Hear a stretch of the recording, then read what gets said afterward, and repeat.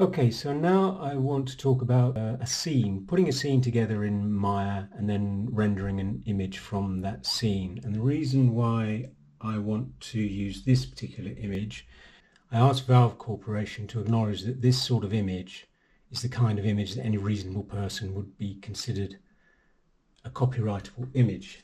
And they denied that it was.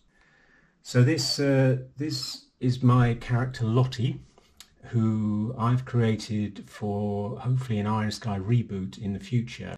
And in the background is the Rheingold UFO, which was created by Seb Barquin whilst he was in the United Kingdom at his home in Northampton. And then I've constructed a whole scene, like a room where the action takes place.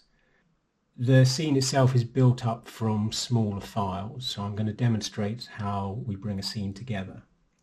So if we look at this particular Maya file, all of the elements that are in the scene are actually built in separate files, and then those separate files come together in an assembly file. So if we look here, we have something called a reference editor, and the reference editor shows us all of the other connected scenes within the file.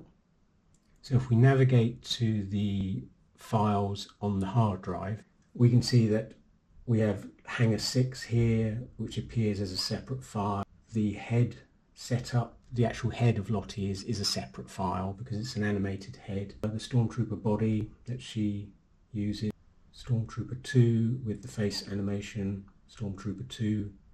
So all of these files are made separately and they're brought together in a scene. And if we take a look at the scene from a different angle, we can see we've got a large room and you can see Lottie down here. And if we pan out, we can see that this scene is basically a room, and we once again see our light dome, which gives our generic light. And we can go around the back and we see we've got one of the Valkyrie crafts that I've made. And we can sort of navigate around the scene and see things from different angles.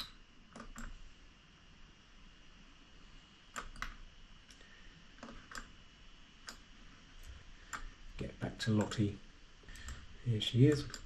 What I can do, I can choose a camera angle I like and set up a camera, so that's what I've done here.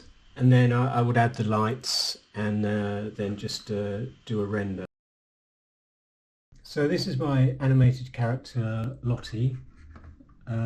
She's rigged and animated, and I can get a performance from her. And she's just a single file. She's animated based on blend shapes, which is a kind of a stop motion technique where you have lots of different heads and each head has a particular face shape. And these techniques are found in Jason Osipa's book Stop Staring, and I've been doing this kind of stuff since for about 20 years or so. So there's the basic way of how you might model the character and set up the blend shapes are in this book. And this is my own book, which I bought from Foyle's bookshop back in 2003, I think.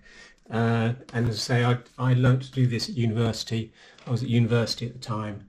Right, so when I've created Lottie's head, then I can attach her to a body, and then I can add the rig to her, and from there I can create animations and create a whole animated scene. And I can do this over and over again and create lots of different animations, and then I'd have an animated character to place into lots of different scenes. Okay, so now that brings us to the Iron Sky hangar scene. This is a very, very large scene because it's made up of so many different files. Here's all the number of files that are used to make the scene. So the scene itself, the actual 3D scene with all the models and everything in. And so all of these different models in here are all separate scene files, in everything in there, the cranes, the Valkyries, the train, the road, the motorcyclist, like the shelves.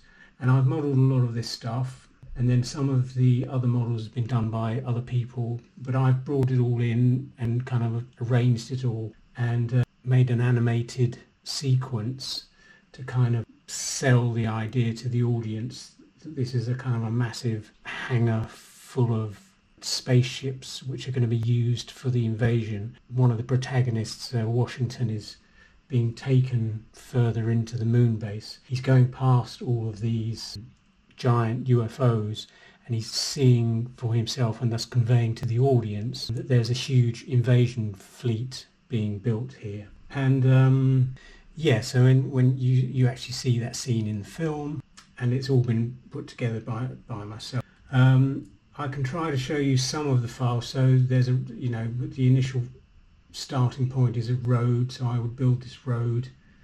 And this itself is quite a substantial model. I've got my lighting set up in here as well. Yeah, so here's the train. Yeah, so we've got the animated train in there as that goes through. So I'll have set that up next to the road, and then we have the train coming through, and then we have the Valkyries coming up the side and lots of cranes lifting things around. Maybe I can show one of the cranes. Right, so yeah, so we have these cranes. These cranes are animated and moving, they're sliding up, and then the Valkyries would be attached to these. So as we're driving underneath, the cranes are swinging the Valkyrie. And these cranes are rigged, and I've created the rigs for these, and I've got these attributes attached. That's the attribute for that, and the attribute for the crane to go up and down, and for the crane to rotate. So all of these things have been built into it by myself. Then these are added to, these smaller scenes are added to the larger scene, and that's how we get our main hangar scene.